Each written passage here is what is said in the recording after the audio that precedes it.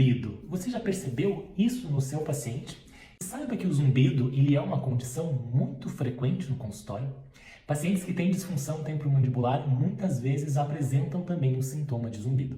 Eu fiz uma revisão sistemática, uma meta-análise, com um grupo de pesquisadores da Universidade Federal de Santa Catarina e os resultados desse trabalho mostraram a prevalência de sinais e sintomas otológicos, que são sintomas de zumbido, plenitude auricular.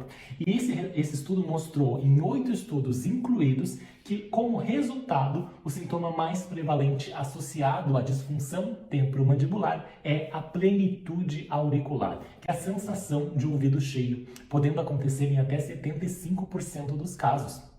Seguido de otalgia, que é dor no ouvido, em 55% dos casos, zumbido com 52%, vertigem com 40% e perda auditiva com 38%.